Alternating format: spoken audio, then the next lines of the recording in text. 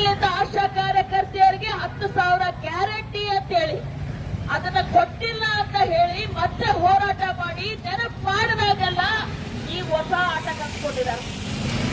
ಆ ದುಡ್ಡು ಕೇಳ್ತೀರಾ, ಹಂಗಾದ್ರೆ ಕೆಲಸದಿಂದ ತೆಗಿತೀವಿ ಅಂತ ಅವತ್ತು ಹೇಳಿದ್ರೆ ನೀವು ನಮಗೆ. ಈಗ ಒಂದು 6,000 7,000 ಜನ ಮನೆಗೆ ಕಳಿಸ್ತೀವಿ, ಕಳಿಸಿದ ಮೇಲೆ ಉಳಿದವ್ರಿಗೆ ನಾವು 10,000 ಮಾಡ್ತೀವಿ ಅಂತ ಹೇಳಿರ ನೀವು. ಅಂತ ಒಂದು ಹೊರಗೆಟ್ಟಿದ್ರೆ ಹೇಳ್ರಿ. ಮತ್ತೆ ನಮ್ಮ ಹತ್ರ ದುಡ್ಡಿಲ್ಲ ಅಂತಂದು ಹೊರಗೆಟ್ಬಿಟ್ಟಿದೀವಿ, ಸರ್ಕಾರ ದಿವಾಳಿ ಆಗ್ಬಿಟ್ಟಿದೆ ಅಂತಂದ್ರೆ ಅದಕ್ಕೆ ಏನ್ ಮಾಡ್ಬೇಕಂತ ನಮಗೂ ದಾರಿ ತೋರಿಸ್ತೀವಿ ನಾವು. ಅದು ಬಿಟ್ಟು ಇವತ್ತು ಬಡ ಜನರ ಆರೋಗ್ಯದ ಮೇಲೆ ನೀವು ಚೆಲ್ಲಾಟ ಆಡ್ತೀರಂತ ಹೇಳಕ್ ಇಷ್ಟಪಡ್ತೀನಿ ನಾನು.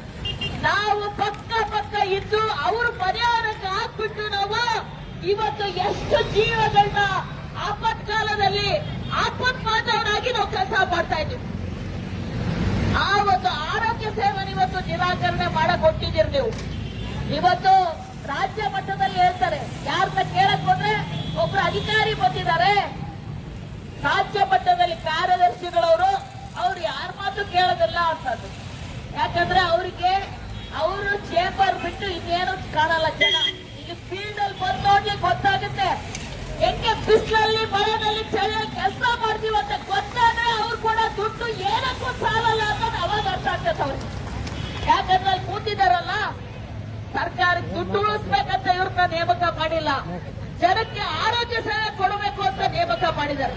ಅದಕ್ಕೆ ಏನು ಬೇಕೋ ಅದನ್ನ ಕೊಡೋದು ಬಿಟ್ಬಿಟ್ಟು ಇವತ್ತು ಆಶಾಗಳನ್ನ ತೆಗಿತೀವಿ, ಸಂಬಳ ಹೆಚ್ಚು ಕೇಳಬೇಡ್ರಿ, ಈ ರೀತಿ ನೀವು ಮಾಡ್ತಿದ್ರೆ ಇದನ್ನ ನಾವು ಒಪ್ಪೋ ಮಾತೇ ಇಲ್ಲ.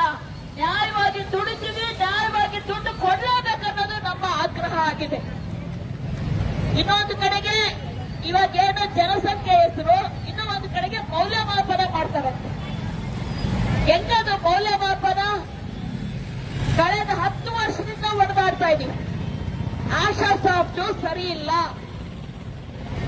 ಮಾಡಿರೋದಿಷ್ಟು ಅದರಲ್ಲಿ ಎಂಟ್ರಿ ಆಗಲ್ಲ, ಅದರಲ್ಲಿ ಬರಬೇಕಾಗಿರೋ ನಮ್ಮ ಕೆಲಸದ ದುಡ್ಡು ಬರ್ತಾ ಇಲ್ಲ.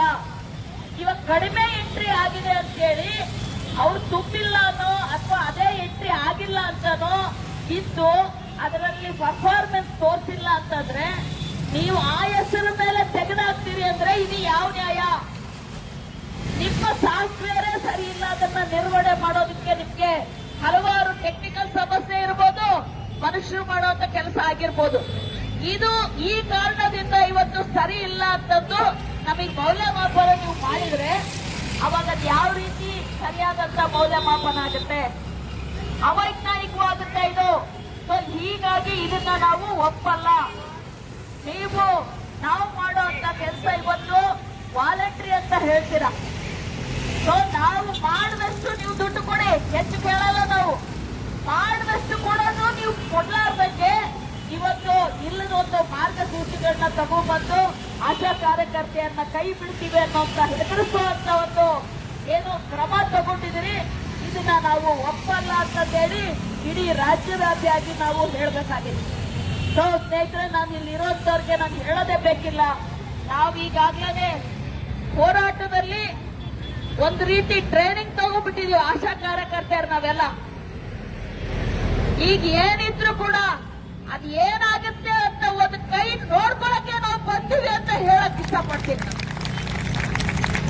ಸೊ ನೀವು ಅನ್ಕೊಂಡಿರ್ಬೋದು ಏನೋ ಆದೇಶಗಳು ಕಳಿಸಿ ಒತ್ತಡಗಳು ಹಾಕಿ ನಿಮ್ಮಲ್ಲೇ ಕಿತ್ತಾಡಕ್ ಮಾಡ್ತಾ ಇದ್ದಾರೆ. ರೆಸ್ಪೆಕ್ಟ್ಗಳು ನಮ್ಮವರು ಕೂಡ ನಾನು ಹೇಳಕ್ ಇಷ್ಟಪಡ್ತೀನಿ.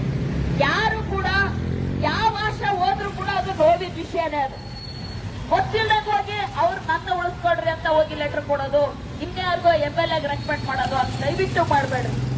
ಎಲ್ಲರೂ ಉಳಿಬೇಕು. ಯಾವ ಆಶಾನು ನಾವು ಕೈ ಬಿಡೋದಕ್ಕೆ ಬಿಡಬಾರ್ದಂತ ಛಲ ನಮ್ಮಲ್ಲಿ ಇರಬೇಕು ಅಂತ ನಾನು ಹೇಳಕ್ ಇಷ್ಟಪಡ್ತೀನಿ ನಾನು.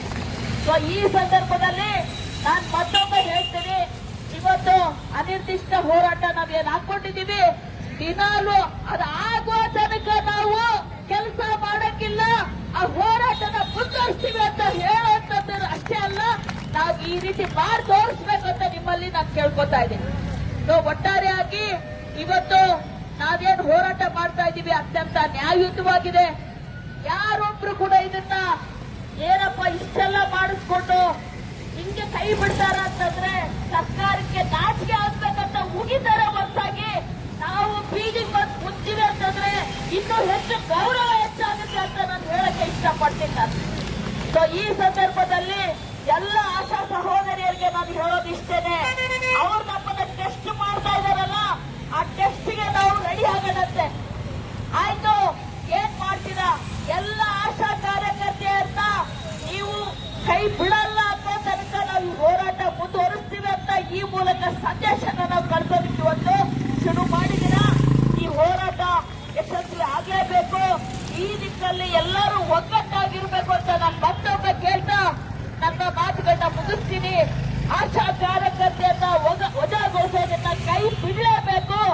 ಈ ಒಂದು ಅನ್ಯಾಯಯುತವಾದಂತ ತರ್ಕಬದ್ಧ ಸುತ್ತೋಲೆಯನ್ನ ಕೈ ಬಿಡಲೇಬೇಕು. ಅಲ್ಲಿವರೆಗೂ ಈ ಹೋರಾಟ ಮುಂದುವರಿಯುತ್ತೆ ಅಂತ ಹೇಳಿ ನನ್ನ ಮಾತನ್ನ ಮುಗಿಸ್ತಾ ಇದ್ದೀನಿ. ಆಶಾ ಹೋರಾಟ ಚಿರಾಯವಾಗಲಿ.